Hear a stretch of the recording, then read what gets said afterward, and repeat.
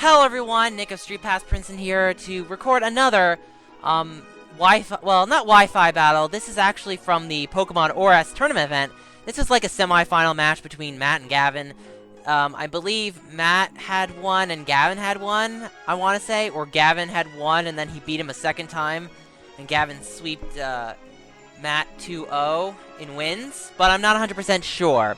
So, this is the second battle he had that he won against Matt, so we're going to start right now. Preparing. So I believe it was only 17 turns, and I want to say that Matt goes with Rotom and Metagross for Gavin. Now Gavin's going to switch to Greninja, but unfortunately Greninja doesn't know the surprise of what Rotom Wash is going to do. Rotom Wash is going to end up doing Volt Switch, which unfortunately is not very good for Greninja, but Greninja will take it.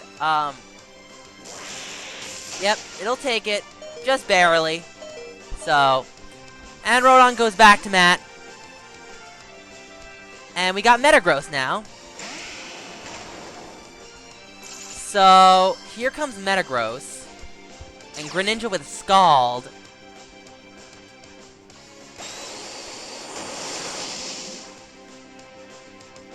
Okay, so Greninja lost some health. We got Metagross with the Earthquake. And Greninja is out. So, he's gonna go in for Gengar because of the Shadow Ball against Metagross. Matt, unfortunately, stays in, which really wasn't a great move. If Matt had, like, a normal type, he could have probably sopped up that, that Ghost attack. But, fortunately, no. So Matt sends out Rotom, which is pretty good. So Will-O-Wisp will come in. So Will-O-Wisp will burn Rotom. Good thing that Rotom doesn't have physical moves, but it still does some damage each turn. He goes and switches with the Volt Switch.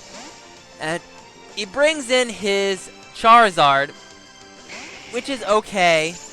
But I think Charizard is slower than Gengar, if I'm correct. So Gengar will be doing Sludge Wave. And I want to say Charizard will do some damage, but Charizard will be poisoned, unfortunately. So that's going to do quite a bit on Charizard. And Charizard's going to go for Dragon Pulse, but Gengar apparently tanks it. He takes it like a boss. And Gengar is going to finish off that Charizard with that Sludge Wave, I believe.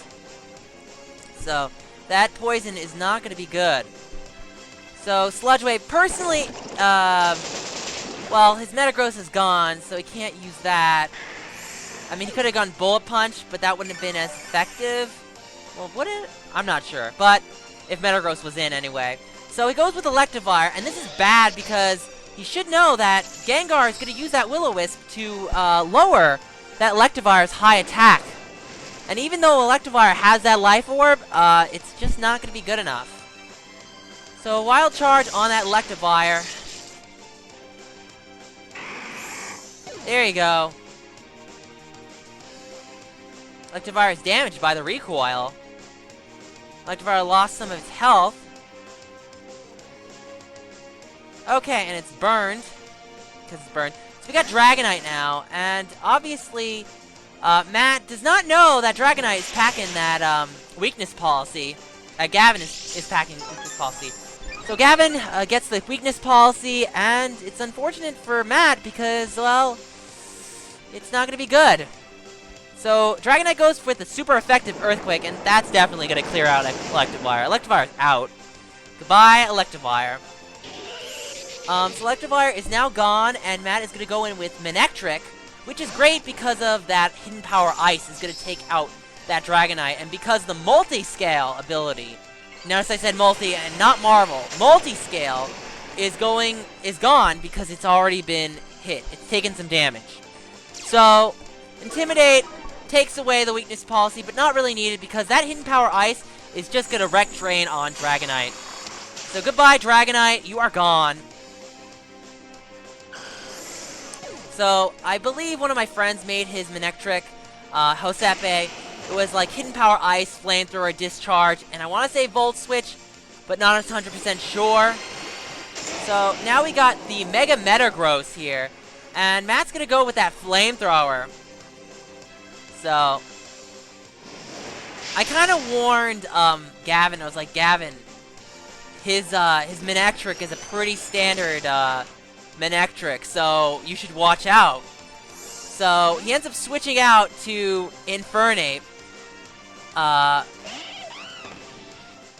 Yeah, Manectric goes for the Flamethrower, and unfortunately, it takes it because it's not very effective. Manectric going for that Discharge, which will do a lot of damage, but will not take out Infernape, and luckily, Infernape stays in with a U-turn and switches out. And I believe that Gavin switches into Porygon too, which is a good move in some respects. Unfortunately, Matt does have Infernape, which is going to use Close Combat. But luckily, Gavin has a little surprise for his Infernape. So he traces the Iron Fist ability, and Infernape goes with that Close Combat, doing a lot of damage, but will take the special defense and defense fall by one stage, and he'll go for the Thunder Wave. It's a shame that his Infernape does not have Mach Punch, because Mach Punch might have helped him out here. But he does go with Close Combat, which is probably a good idea.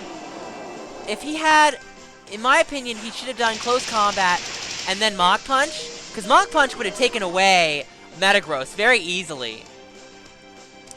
And he wouldn't have had to worry, but this Zen Headbutt is going to wreck Train. So, make sure you pack your priority moves, kids. And Infernape is out. So now we got Rotom here. Rotom, unfortunately, is burned.